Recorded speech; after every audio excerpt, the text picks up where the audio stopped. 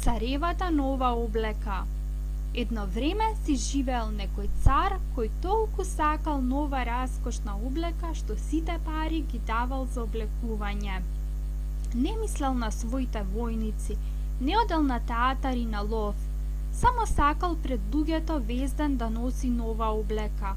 За секој час во текот на денот имал друга облека и како што обично се вели за владетелите дека се советуваат, за овој цар се велело: царот е во одајата за облекување.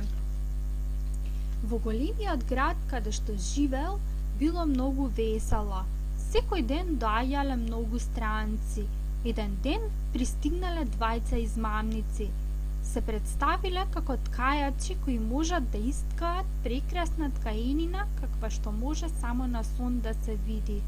Покрај тоа што имала необични бои и шари, облеката направена од оваа ткаенина била невидлива за секој кој не одговара за службата што ја врши или е прекумера глупав. Навистина убава прекрасна облека, си помислил царот. Ако ја имам на себе, во секое време ќе можам да се уверам кои луѓе во моето царство не одговараат за службите што ги вршат, а ќе ги разликувам и мудрите и глупавите. Да, што е побргу, мора да ми се искае таква ткаенина. И на двајцата измамници им дал однапред многу пари за да почнат со работа. Тие ги наместиле разбоите и почнале да ткаат, но на кросната немало ништо. Без срам побарале најскапа свила и најчисто злато, но тоа си го пикнале в джеп, а продолжиле да ткаат на празни разбои. Ајде да видам како им оди работата, си рекол царот, а се почувствувал непријатно кога помислил дека глупавиот или неспособниот за својата служба нема ништо да види. Иако верувал оти за себе не треба да се плаши, решил првин да прати некој друг за да види како оди работата. И другите луѓе во градот беа чуле за волшебната способност на ткаенината, па сакале час поскоро да се уверат дали нивниот сосед ќе излезе лош или глупав. На ткајачите ќе им го пратам својот почитуван стар министер, си помислил царот. Тој најдобро може да ја оцени нивната работа, бидејќи е многу мудар и сетики никој не си ја врши работата поарно од него. Така почитуваниот стар министер влегол во одајата каде што седеле двајцата измамници, ткајки на празни разбои. Господи, си помислил мудриот советник и ги ококорил очите. Па јас ништо не гледам, меѓутоа не признал гласно. Двајцата ткајачи измамници љубезно го поканиле да им пристапи поблизу, па го прашале дали е убава шарата и дали му се допаѓаат боите. При тоа покажувале на празните разбои, а кутриот советник и натаму ги очагарувал очите, но не можел да види ништо, бидејќи и ништо немало. Господи, си помислил, зар јас сум глупав? Никогаш не сум помислил на тоа, а и никој не смее да дознае. Зар не сум кадарен за службата што ја вршам?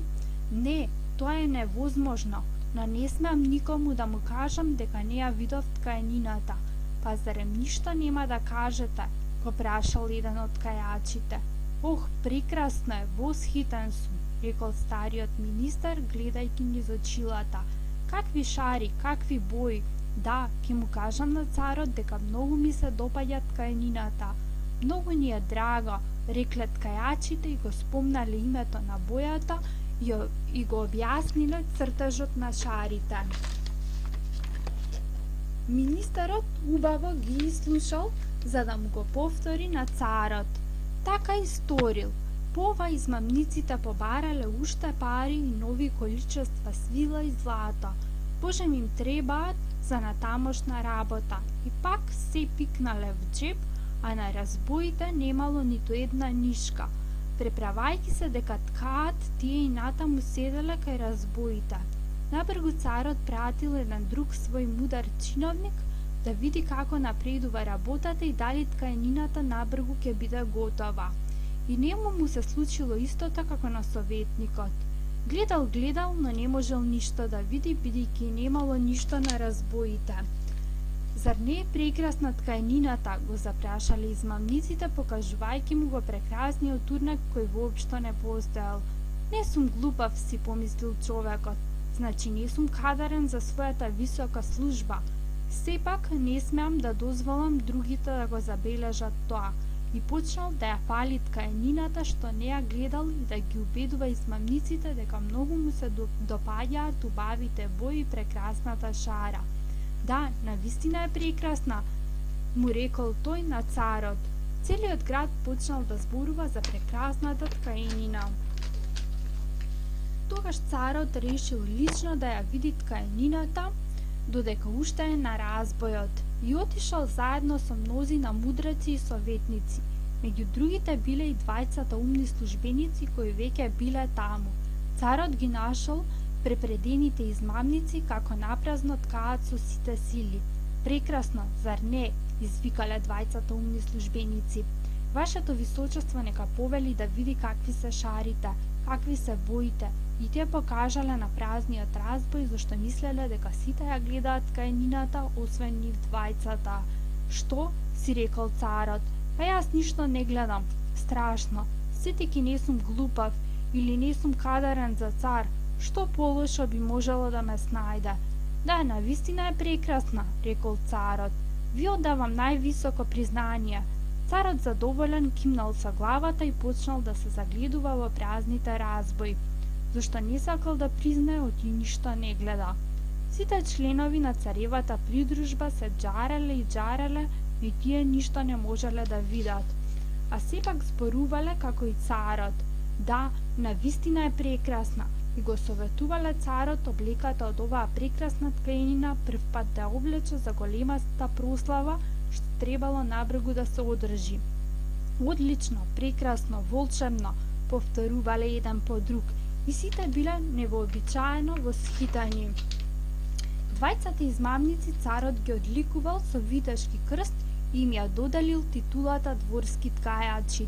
Цела ноќ спроти денот кога требало да се одржи прославата, измамниците не спиеле, туку шиеле крај 16 и повеќе запалени свеќи.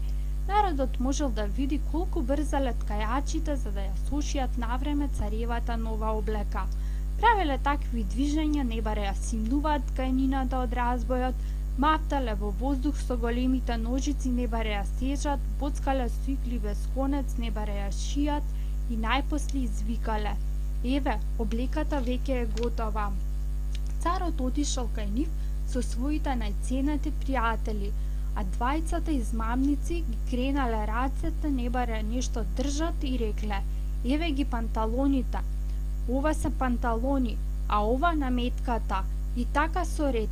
Се е лесно како пајажина и толку тенко што ништо не се чувствува на телото, но во тоа и е вистинската вредност на оваа облека. Да, навистина, потврдиле пријателите, но не можеле ништо да видат бидејќи ништо немало.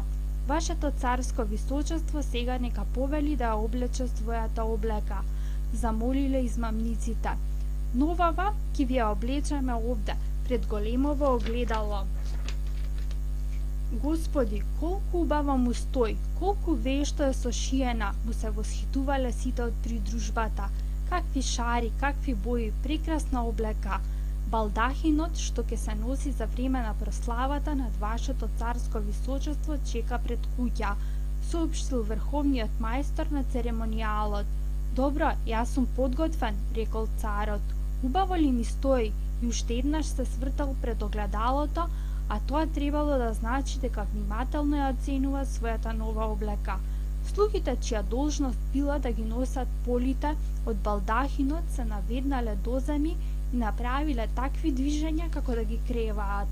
Потоа продолжиле да чекорат, преправајќи се дека нешто носат во воздух. Не се осмелувале да покажат дека ништо не гледаат од тоа што го носат. Така царот стапил во врволицата под величествениот балдахин. А целиот свет што бил излезен по улиците и гледал низ прозорците, велел: Господи, колку е прекрасна новата царева облека, колку е убава шарата на неговата царска наметка, му стои како излеана. Никој не сакал да признае дека ништо не гледа, зашто тогаш би излегло дека не е кадарен за својата служба или дека е глупав.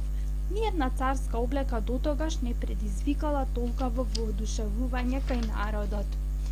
Гледајте, па тоа е гол, одеднаш извикало некое дете.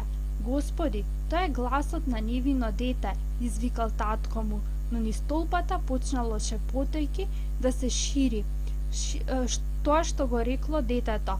Тоа е гол, некое мало дете вели дека царот е гол, тоа е гол, на крајот извикал целиот народ.